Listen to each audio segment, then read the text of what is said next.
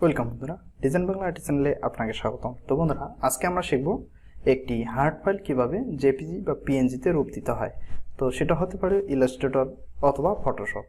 তো আপনি যদি খুব কম সময়ে বা দ্রুত সময়ে আপনি জেপিজি বা পিএনজি করতে চান, তো সেটা হবে অবশ্যই ইলাস্ট্রেটর, যেহেতু আমরা ইলাস্ট্রেটরে কাজটা করব। তো দেখুন, এই যে একটা ফাইল দেখতে পাচ্ছেন, গণপ্রজাতন্ত্রী বাংলাদেশ সরকার, যেটা আমাদের বাংলাদেশের একটি সরকারি লোগো। তো এই লোগোটাকে আমি আগে কাজ করছিলাম, তো এখন আউটলাইন অবস্থা আছে, তো কোনো ফ্যাক্ট না।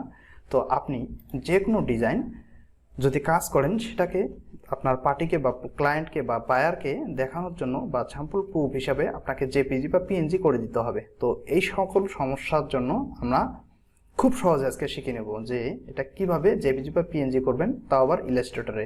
তো অবশ্যই ফটোশপেও দেখাবো, তবে কোনটার গুণ কেমন বা কার্যকারিতা কি, কতটুকু রেজুলেশন ভালো থাকে সে সম্পর্কে আজকে আমি খুব সহজে আপনাদেরকে আইডিয়া দেব। তো দেখুন, আমি জেপিজি অথবা পিএনজি এই দুই ফরম্যাট করলেই যথেষ্ট, কারণ আমার দেখানো কথা।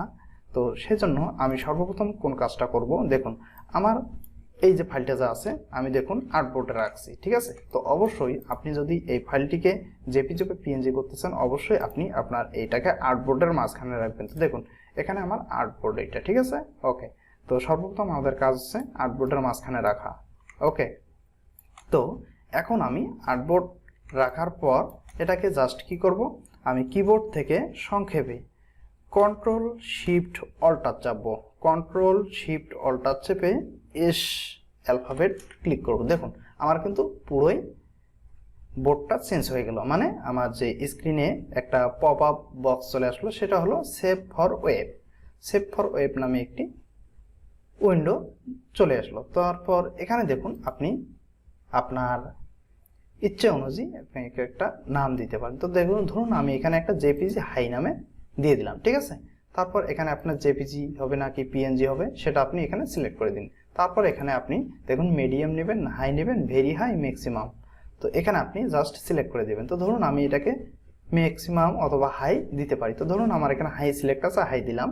তো এখানে আপনি পার্সেন্টেজ 100% করে দেবেন। ওকে, গেল।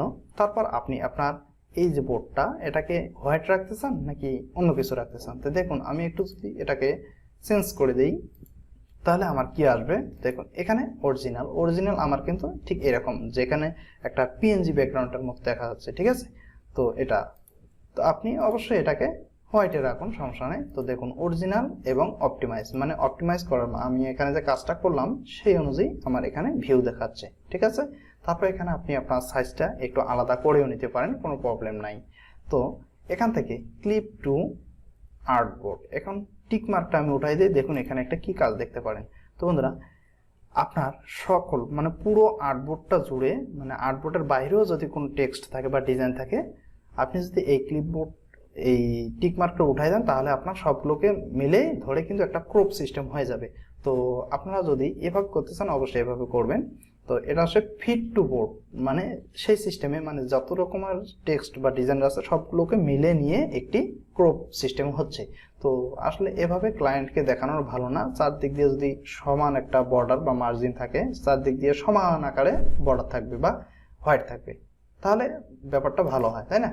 তো এই জন্য আমি দেখুন, চারদিক দিয়ে যদি বর্ডার একই থাকে খুব সুন্দর দেখায়। তো এই কারণে আপনি এটাকে ক্লিপবোর্ড দিয়ে দেবেন। ওকে, তারপর আপনি এটাকে সেভ দিতে পারেন। তো সেভ দেওয়ার পর আমি আপনাকে দেখাচ্ছি যে ডেস্কটপ সিলেক্ট করলাম। দেখুন বাংলাদেশ লোগো ইমেজ অনলি হবে, এখানে কিন্তু আর অন্য কোনো ফরম্যাট আসবে না, জাস্ট ইমেজ অনলি। দেন আপনি ওকে প্রেস করতে পারেন। তো আমি একটু মিনিমাইজ করে আমি ফটোটাকে একটু দেখবো। দেখুন এই যে আমার নিচের দিকে আসছে বাংলাদেশ লোগো। তো এই যে হচ্ছে আমার জেপিজি ফটো, দেখুন। তো জেপিজি ফটোটা এখানে দেখতে পাচ্ছেন, তার মধ্যে একটু দেখবেন যে টেক্সটটা আমার একটু ঘোলাটে আকারে আসছে, ঠিক আছে। তো আপনি যদি ঠিক এই রুলস অনুযায়ী এই জেপিজি করেন, তাহলে কিন্তু আপনার এই ফটোটা ঠিক এভাবেই থাকবে, জেপিজি আপনার একটু ঘোলাটে দেখা যাবে, ঠিক আছে। তো আমি সাজেস্ট করব আপনি এইভাবে ফটোটা তৈরি করবেন না, ঠিক আছে, বা জেপিজি বা হোক পিএনজি হোক, এভাবে তৈরি করবেন না। আমি আবারও আর একটা প্রসেস দেখাচ্ছি। তো ওইটা গেল আমার প্রথম প্রসেস, সেটা কিভাবে করছিলাম, কন্ট্রোল অল্টার শিফট এস চেপে, ঠিক আছে। তো এখন আমি আসি দ্বিতীয় প্রসেসে। দ্বিতীয় প্রসেস কোনটা, তো ঠিক আগের মতোই একটা আর্টবোর্ডের মাঝখানে রাখবেন, রাখার পর আপনি চলে যাবেন ফাইল মেনুতে। ফাইল মেনু থেকে এখানে দেখুন এক্সপোর্ট নামে একটু অপশন, তো প্রথম অপশনটাই এক্সপোর্ট ফর স্ক্রিন, আমি এখানে ওকে প্রেস করলাম। তো ওকে প্রেস করার পর আপনি দেখতে পাচ্ছেন যে এখানে টিকমার্ক একটা। তো আমার যদি এখানে আরও 3-4টা আর্টবোর্ড থাকতো তাহলে এখানে কিন্তু আরও 3-4টা আর্টবোর্ড শো করতো। এখানে আর্টবোর্ড 1 মানে একটাই আমার আর্টবোর্ড আছে, ঠিক আছে, এই আর্টবোর্ড আমার একটাই ছিল। এখানে যদি আরও 2টা আর্টবোর্ড থাকতো এখানে আরও 2টা শো করতো, ঠিক আছে। এবং এখানে যদি 2টা আর্টবোর্ড থাকতো তখন আমার এখানে অল দিলে একবারে আর্টবোর্ড যতগুলো আছে ঠিক ততগুলো নিয়ে আমার ফটো তৈরি হতো, আলাদা আলাদা একটা করে ফটো তৈরি হতো, ঠিক আছে। প্রথম আর্টবোর্ডের একটা ফটো, দ্বিতীয় আর্টবোর্ডের একটা ফটো, তৃতীয় আর্টবোর্ডের একটা ফটো, তখন আমি অল দিলে হতো। যদি আমি চাই যে আমার 1 নম্বর আর্টবোর্ডের ফটোটা এবং 6 নম্বর আর্টবোর্ডের ফটোটা দরকার, তাহলে আপনি এখানে রেঞ্জ হিসেবে লিখে দিবেন 1 নম্বর, 6 নম্বর, ঠিক আছে। এভাবে দিলে, কারণ আমার এখানে 6 নম্বর আর্টবোর্ড নাই, এখানে একটু ইনভ্যালিড দেখালো, ঠিক আছে। এখন এখানে আমি জাস্ট 1 নম্বর রেঞ্জ এবং একটাই আর্টবোর্ড আছে। এখন আপনি চাচ্ছেন যে ফুল ডকুমেন্ট নাকি আপনার ওই যতটুকু আছে ততটুকু, তো অবশ্যই আপনি কি করবেন, আপনার ফুল ডকুমেন্ট না রেখে আপনি আপনার রেঞ্জ অনুযায়ী রেখে দেবেন। তো এখানেও আবার 2 সিস্টেম আছে, আমি দেখাবো। তারপর আপনি চাচ্ছেন কোথায় রাখবেন সেটা এবং স্কেল। দেন এখানে জেপিজি না পিএনজি কোন আকারে নিতে চাচ্ছেন আপনি জাস্ট ওটাকে সিলেক্ট করে দেবেন। সিলেক্ট করে দেওয়ার পর আপনি জাস্ট ওকে মানে এক্সপোর্ট আর্টবোর্ড একটু ক্লিক করে দিলাম। তো ক্লিক করে দেওয়ার পর আপনার দেখুন এখানে কিন্তু এটা সেভ হয়ে গেছে। তো দেখুন আমি একটু মিনিমাইজ করে আসতেছি, এটা দেখুন একটা ফোল্ডারের ভিতরে হবে 1x নামে। 1x ডাবল ক্লিক করলাম, এখানে দেখুন আমার আর্টবোর্ডটা পিএনজি বা জেপিজি যেটা সেভ দেন ঠিক সেই আকারে ছাপা হবে এখানে বা ফটো আকারে থাকবে। এখানে দেখুন আমার টেক্সটগুলো কিন্তু একটু ঘোলাটে দেখা যাচ্ছে, ঠিক আছে। তো আমি সাজেস্ট করব আপনি এই দ্বিতীয় নিয়মটাও ফলো করবেন না বা এভাবে করবেন না, ঠিক আছে। তো এখন আমি আর একটা প্রসেস দেখাচ্ছি, সেটা হচ্ছে কি এটাকেও আমি একটু ফেলে দেই। তো এখন আমি আসবো তৃতীয় নম্বর প্রসেসে। তৃতীয় নম্বর প্রসেসটা কি, ফাইল মেনুতে যাব, ফাইল থেকে এক্সপোর্ট থেকে এক্সপোর্ট এস। তো এক্সপোর্ট এস এ আপনি ক্লিক করুন। ক্লিক করার পর আপনি আপনার নির্দিষ্ট ফোল্ডার সিলেক্ট করুন। সিলেক্ট করার পর জেপিজি না পিএনজি আপনি কোন ফরম্যাটে রাখতে চাচ্ছেন ঠিক সেটাই সিলেক্ট করে দিবেন। দেন এক্সপোর্ট করার সঙ্গে সঙ্গে আপনার কাছে একটা পপ আপ মেনু আসবে, সেটা থেকে আপনি CMYK থেকে RGB করে দেবেন। দেন এখানে যদি আপনার এরকম 7/8 থাকে আপনি এটাকে 10% করে দেবেন, ম্যাক্সিমাম করে দিবেন। তারপর এখানে আপনার 72 ppi থাকতে পারে, দেন আপনি এখান থেকে একদম 300 ppi করে দেবেন। দেন এখানে টাইপ অপটিমাইজড হিন্টেড এটাকে সিলেক্ট করে রাখবেন। আর কোনো কিছু করার প্রয়োজন নাই, জাস্ট ওকে প্রেস করবেন। ওকে প্রেস করার সঙ্গে সঙ্গে আপনার কিন্তু ডেস্কটপে বা যেখানে আপনি রাখছেন ঠিক সেখানে আপনার ইমেজটা সেভ হয়ে গেছে। তো দেখুন আমি এখান থেকে দেখাচ্ছি।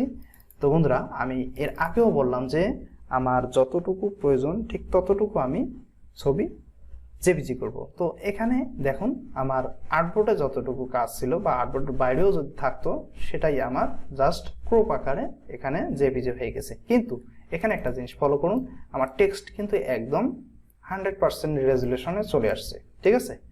তো অবশ্যই আপনি এই জিনিসটা ফলো করবেন বা এই কাজটাই ফলো করবেন যে এভাবে আমাকে জেপিজি করতে হবে, কিন্তু আমার চারদিকে যাতে সাদা বর্ডার থাকে খুব সুন্দরভাবে, সেজন্য আমাকে কি করতে হবে, অবশ্যই আমি এই জেপিজিটা ফেলে দিচ্ছি। ফেলে দেওয়ার পর আমি করব কি, জাস্ট একটা বর্ডার ক্রিয়েট করব। এখান থেকে আমি একটা বর্ডার ক্রিয়েট করতেছি। কতটুকু বর্ডার, আমি যেতে চারদিক দিয়েই আমি এরকম সমান একটা বর্ডার রাখবো। দেখুন মাঝখানে রাখতেছি, এই টেক্সটটা মাঝখানে আমি রাখবো ছবিটা। রাখার পর আমি জাস্ট ফাইল মেনু থেকে এক্সপোর্ট থেকে এক্সপোর্ট অ্যাজ, দেন ডেস্কটপ থেকে আপনি আপনার অপশন সিলেক্ট করে দিন, জেপিজি না পিএনজি। আমি জেপিজি রাখলাম, জাস্ট এক্সপোর্ট CMYK থেকে RGB, দেন 110% ম্যাক্সিমাম 300 ppi, ওকে প্রেস। তারপর দেখুন আমি আবারও যাচ্ছি আমার স্ক্রিনে। এখন দেখুন আমার এখানে চারদিক দিয়ে কিন্তু বর্ডারটা খুব সুন্দরভাবে মানে সাদা অংশ আছে, আমি যেদিকে এই কাজটা করলাম। তারপর উপরে একটা জেপিজি বা পিএনজি ছিল সেটা আমার শো করছে। তো যাই হোক, এটাকে আমি হাইড করে রাখলে আর এটা আসতো না, ঠিক আছে, আমার এই আর্টবোর্ডের মধ্যে থাকলে আসবে। তো দেখুন এখন কিন্তু আমার 100% রেজুলেশনটা দেখা যাচ্ছে। তো আমি আপনাকে সাজেস্ট করব আপনি সবসময় ইলাস্ট্রেটর থেকে যদি ফটো তৈরি করতে চান বা জেপিজি বা পিএনজি করতে চান, অবশ্যই আপনি এই অপশনটা বেছে নেবেন। ঠিক আছে, এক্সপোর্ট অ্যাজ থেকে ডেস্কটপ সিলেক্ট করুন, এক্সপোর্ট এই অপশনটা। ঠিক আছে, যেহেতু আমি এখানে 8GB কনভার্ট করে দিচ্ছি, এই কারণে কিন্তু আমার টেক্সটটা কোনো রকম কোনো ভাঙে না বা ঝাপসা আকার দেখা যায় না বা রেজুলেশন লেস হয় না। ঠিক আছে, তো আমি সাজেস্ট করব আপনি ঠিক এইভাবেই ইলাস্ট্রেটরে ফটো বা জেপিজি তৈরি করবেন। দেখুন কত সুন্দর রেজুলেশন, 100%, কোনো রকম কোনো ঝাপসা বা ফাটা অংশ নেই। ঠিক আছে, এখন আসি আমি আরও একটা উপায়, সেটা হলো কি, আপনি যদি একদম বেটার রেজুলেশন চান যে আমি এটাকে ফেসবুকে পোস্ট করব বা ইউটিউবে পোস্ট করব, সোশ্যাল মিডিয়া পোস্ট করব, তো সেই ক্ষেত্রে আপনি সেটা করতে পারেন কি, সেটা হচ্ছে আপনি ফটোশপ ওপেন দিবেন। ফটোশপ ওপেন দেওয়ার পর আপনি ফটো দেখুন, আমি এখান থেকে বাংলাদেশ লোগো নামে ফাইলটা এখানে ড্র্যাগ করে দিলাম। ড্র্যাগ করে দেওয়ার পর আপনার যতটা আর্টবোর্ড থাকবে ততটা আর্টবোর্ড এখানে আপনি সিলেক্ট করে দেবেন। দেন এখানে দেখুন আপনাকে দেখাচ্ছে কি 600 রেজুলেশন। দেন এখানে u.s.web কোডেড থাকতে পারে। দেন আপনি এখানে 8GB করে দেবেন। 8GB করার পর এখান থেকে আপনার যদি রেজুলেশন বাড়া কমার প্রয়োজন হয়, আপনি এখান থেকে রেজুলেশন করে দেবেন। আর কিছু আপনাকে করতে হবে না। ঠিক আছে, জাস্ট এখানে কিন্তু আপনাকে 8GBটা করে দিতে হবে।